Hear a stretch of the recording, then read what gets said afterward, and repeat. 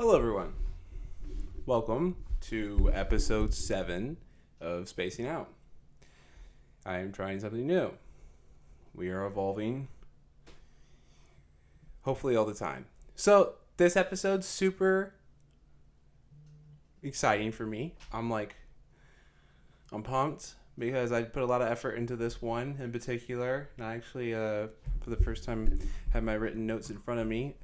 So when I'm kind of going over this, I'm going to be referencing stuff from the educational portion of the Discord that I put together as like a learning tool for everyone. And I implore you to check it out because I try to be as diligent as possible, get the best information out there. So, excuse me, holy cow. Entering into the Metaverse. So, I think the best way to just conceptualize this right off the bat, it's a fourth dimensional internet, okay? And I guess before we even get to that, we should also talk about the fact that when the internet dropped, it had 14 million users, and right now the metaverse has 2.5 billion and growing rapidly. It's actually growing way faster than the internet did. And unlike the internet, it's this weird thing that already exists. So we'll kind of break that down. So it's a fourth dimensional internet, right? Instead of being something that a screen you look at, it's a place you go. It comes to life with new technologies. Those new technologies are AR and VR, or augmented reality and virtual reality. And there are various companies working to bring these to life. Actually, most companies are working to bring these to life. We'll kind of get into that as well soon, too. So, I mean, first, I guess we should just go ahead and break into that. Pretty much, this started with the video games. And it's paired with cryptocurrencies. But let's talk about the first cryptocurrencies, which is in-game payments. Whether it's an application game or whether it's League of Legends or WoW or, all these games. Actually, I'm not sure I'm WoW. I never played WoW, but a lot of those games have a different... Fortnite, obviously, the big one. They have their own in-game currencies. Pretty much like cryptocurrencies, right? They have their own value. Their value is attributed to the in-game items. And obviously to lots of people, these things hold value. So that's your first cryptocurrency and your first NFT, basically. Okay? In this space, then we develop new universes, right? Where you go and you play the games. This is your VR, and that's early that, right? Well, the technology has gotten to the point now where you can go into like a different universe. Instead of going online to Amazon's website, you go into the VR and walk through a digital Amazon and look at the goods. You can hold them, see the size, see the orientation of them in a room, create your own room, buy a house, and another virtual world that is an exact mimic of ours. A lot of this stuff is very early, so you get into it and you're like, it's got a few bugs. Yeah, it does. But that's part of the adoption, right? 3 things. Demand, which we definitely have demand. People want to do this stuff. It's super awesome. Software and then hardware. The software is pretty much there. The software that you build most things, everyone's got their own version. So, okay. You kind of got the feel for this. So how big is it? Started with the video games, grew past the video games. And I guess the best place to go is Fortnite. Okay, Epic Games owns Fortnite. Epic Games. Fortnite is their product. You can go into the Fortnite universe. You can also go into a VR version of the Fortnite universe where you have a character and you can... Obviously, everyone knows the game, right? In the game, you drop in the game, and then you play this last man standing type game style. But there's a different part of that game where you just build like universes to the point that like Travis Scott had a concert in the metaverse, in Fortnite universe, and 12 million people were present for that. So it's like a huge thing. And he was in, had his little character and was singing, and there were that many people also in the game in some way or another also enjoying that. And as the technology changes, we'll be able to enjoy that in different ways as well, obviously. So, yeah, very interesting. Past that, you also have companies like Roblox. Roblox is different because Fortnite's just one universe, right?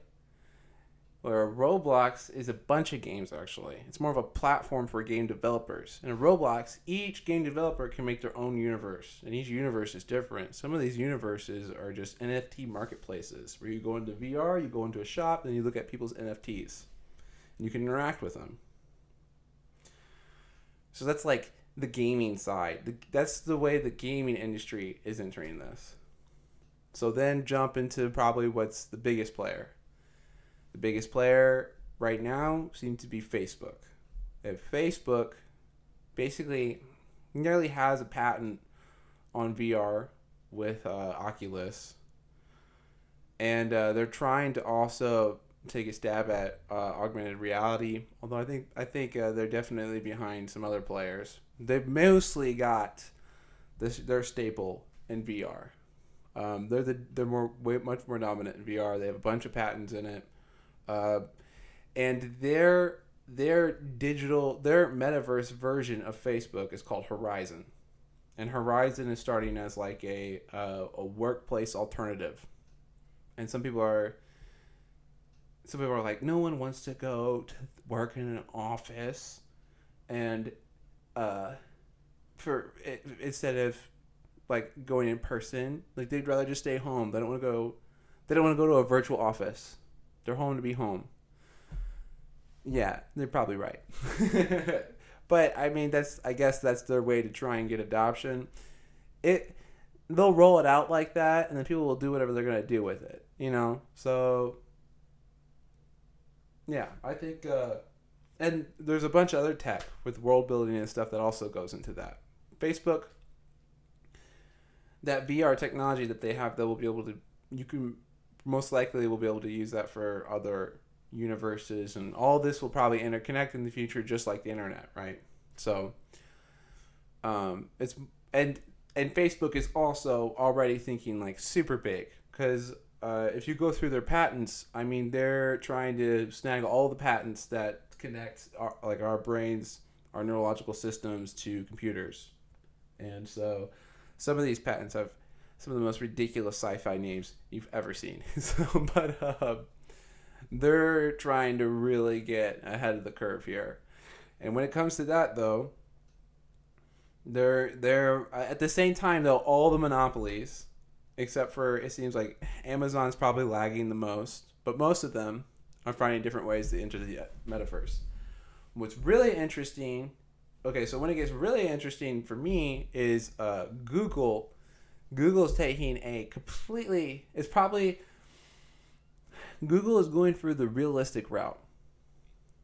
And it's weird because if you combine these technologies between these companies, you could make something that would be absolutely incredible. But right now, each of them has a different piece to the puzzle, and it's interesting. But they're all in a race, and eventually, partnerships will happen, or they'll all own a piece, or or all of it gets decentralized. With cryptocurrencies, because it's no surprise both of these roll out at the same time, are getting adopted at the same time. But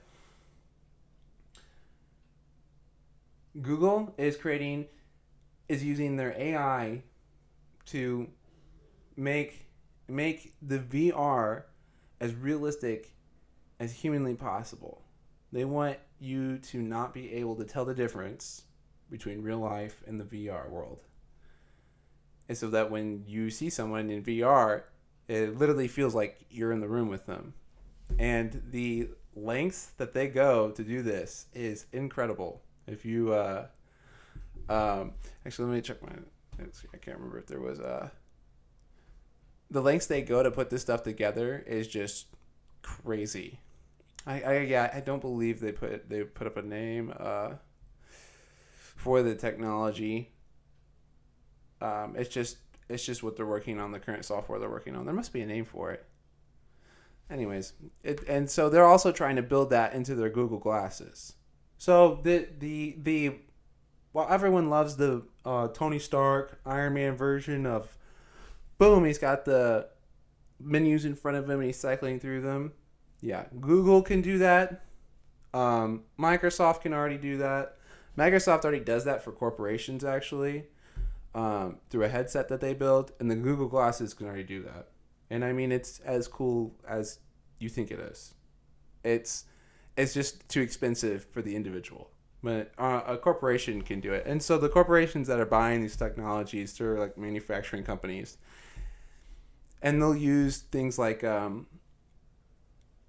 Microsoft has enough data to do it on a smaller scale, but Google, they have Google Maps, so they could recreate a globe or recreate a country in the metaverse and then run like infinite amount of tests on it. What happens if a hurricane hits it? What happens if there's this amount of crops here? What happens if we roll this out through it? And they'll just run like infinite simulations. Like, that's the goal. And so part of also what makes that possible is NVIDIA's technology. And so Google has a very important partnership with NVIDIA to also make that happen. So part of that is you need these GPUs, right, to power this tech, to get it like up and like running to the person, and also to power everything that you're experiencing, because it takes a lot of computation to generate this experience. So getting that down to a price that the individual can afford is going to take some time. That is the barrier. So the software is there for corporations to create the universes, though, right? And then Roblox has even taken that a step further, and the individual, a super confident and ambitious group of individuals could probably put a decent one together with Roblox too. It wouldn't be as it wouldn't have the realistic possibilities of like the Unreal Engine with Epic Games, but it would be impressive, usable, probably the best way to put it. And I think Microsoft is attempting to kind of do something similar with their purchase of Bethesda. I think this was their end goal for that. I've mentioned that in previous podcasts, that they did that purchase. I think because that's a gaming company that made the Elder Scrolls series, which is extremely popular. That's got a hardcore gaming group. They also might be related to the cryptocurrencies too. They might be trying to roll out one of those, like a different version of a game that people can actually make like a living off of, pretty much. There's potential of them to do that too. I think that's also maybe why Amazon is. I mean, I think that's why they're all getting big into gaming. I think that's why Apple is too. So Apple's technology, transitioning to them, and sorry I'm kind of bouncing around, but all these things, as you can tell, they all interact together. They're all paths to the metaverse. And I mean, just in the metaverse is expansive. It'd be like trying to explain the internet. How do you explain the internet? Well, what's the internet? Like, you can go and do whatever you want in the internet. But what do you mean I could do whatever I want? Like, I don't know, whatever you want. That's the metaverse. And the potential of what you could do changes all the time because the technology changes all the time. Which brings us to Apple, because Apple just had this massive product release. And they, it's just funny. Jack Dorsey just a few days ago was like, why aren't more companies using silicon? And we did a podcast about it. And then, boom, Apple's here. And they're like, hey, we have silicon. And by the way, we're leaving you all in the dust. And the new laptop can power the metaverse, like, easily. And Apple makes their stuff so cheap.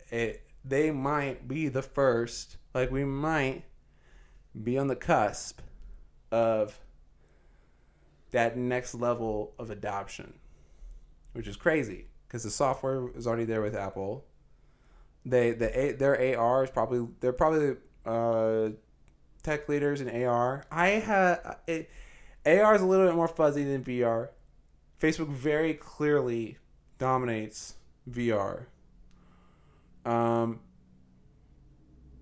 and then I would say Apple dominates AR most likely. And then technology dominates. Technically, NVIDIA dominates on the hardware side, but Apple has more widespread reach than NVIDIA because the graphics cards are so expensive, and it's just a graphics card, right? Whereas, like, for the price of one graphics card, you can buy like a Mac that can take you to the metaverse. So,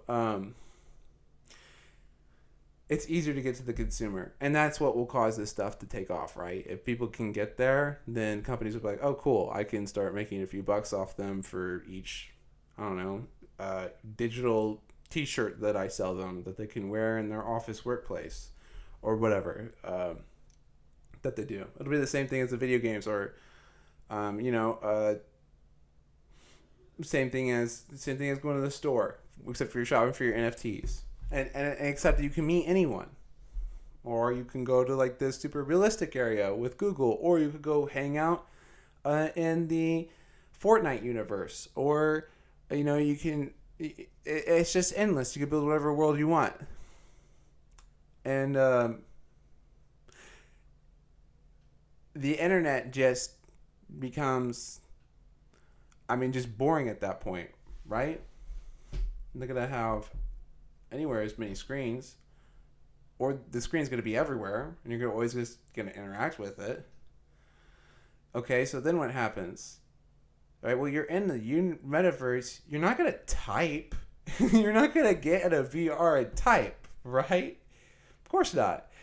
You're going to get in the metaverse and just talk to Siri or to Alexa or to whatever assistants there. Be quiet. Sorry, mine almost went off. See, just like that, except you just wherever you are in the universe. The AIs will be your little personal assistants, and you can just call them forth, and they'll go fetch you stuff. And just, some of this already exists. And it's literally just a matter of getting it to you. So you could literally walk into your digital music studio and mix music in the studio you've always wanted. And then you can call forth your assistant to help you, to fetch you whatever sound you want, or to pull up whatever sound you want. And you never touch anything but the controllers to enter the VR. And who knows how long that even lasts. Because it'll take them a minute. They're gonna find all kinds of creative ways to help get over the fact that we're not gonna be able to connect our brains to the technology. So they're gonna probably continually come up with different creative ways to get around that. But even just putting on the headset and having the input sensory and then getting the fluid mechanics down with the interactions with things, and there's even then there's already some early like helmet technologies that also can do way more than you think they would, and without like attaching anything to your head. It's more of like this is all electricity, right? So you can even use magnets to help to control the way all this communication occurs inside the brain. So like when they're doing neurological studies in places that don't allow like psychedelics because they're illegal, they instead can make a magnetic helmet that basically triggers a psychedelic effect. And they want to do that because they want to measure parts of the brain that don't normally interact with one another, but they do when under like whatever conditions that you can control. So you can just turn it off whenever you want to. So there is It is the inception. It is, like just all these technologies coming together. The fear would be, of course, that one company dominates most of the metaverse, but then everything goes on the blockchain and it gets all disrupted anyways. then the metaverse is stored on everyone's free storage data. So it's going to be led forth by these big tech companies. They're all obsessed with the metaverse. They're so obsessed with it. I don't know to what degree they're actually paying attention to cryptocurrency. It's so hard to tell. I think there's still some... The finance world's already caught on. If you're in finance and you're not like super enthralled with cryptocurrencies. I mean, we are at Nobel Trading. I'm like, you know what? I'm not chasing this. I'm getting ahead of it right now. I'm getting all this content out. I'm going to become an expert on it. I'm getting ahead of it because this is the future, and it's going to take a minute, but it's going to take a minute for widespread adoption. But the technology is going to move so fast, it's going to make people's heads spin. And we know this just because we can, measure the rate of growth, like we can measure the rate of the growth of the internet. And the internet started a huge kickoff, right? Yeah, everything started growing exponentially faster once the internet came around. Once this kicks off, it'll be a domino effect. It'll build momentum. It'll be like slow, boom, explosion. I mean, this is not the explosion. That's another thing to understand. This is not even the explosion. The explosion has yet to come. This is exciting and awesome, and I'm thrilled. And every day is like overwhelming. Trying to learn all the stuff that goes into everything, even the technological side of everything, what's possible, how just to deviate for a little bit, because I don't know if I've done a good job of explaining like how incredible some of the design software is for the world building that you can do. It is, you can create surreal landscape changes. You can go, probably not that. Eventually I will have a video editor, hopefully, and then right here is like insert really cool graphic or something from like Apple's event. Right now I don't have the time to do that myself. And the environment's going too quickly. I need to get these out, get the information out, and then next video, a deeper dive. This is the general. I think I got the gist across. I think we're all caught up. The metaverse is a thing. All the big tech companies are racing to get the technology to people, to get these things up and running. They don't want to be the last one to it because, everything's just disrupted by this. It's exciting. It's awesome. And remember, in the Discord, I am continually uploading new education channels.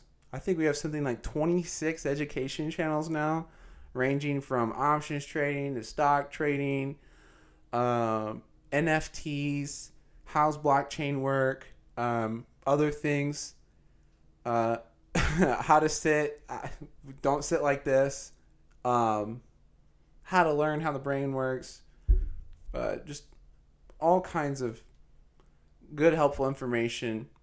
It's important to know how the brain works when you're trading or doing any of this stuff, by the way, because psychology's half the game. And keeping open-minded is also half the game, because this stuff moves so quickly. Yeah, it's essential. You got to keep up. And if you can keep up, it's pretty beneficial. Staying ahead of this stuff is going to be so. Even let me just think about it. You're going to advertise in the future. Right now, you can buy property in the metaverse. If you're the first to that, it's like buying a domain name, right?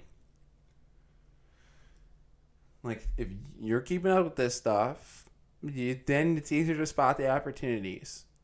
Luckily, I got all day to help keep you informed on what's going on, and I feel like there's not enough people keeping an eye on it, so I'll do my best. And that's what's going on in the world, folks. I'm about to use my mouse to turn off the iPad. That's like way over there. So I'll see you on the next episode. Have a great night.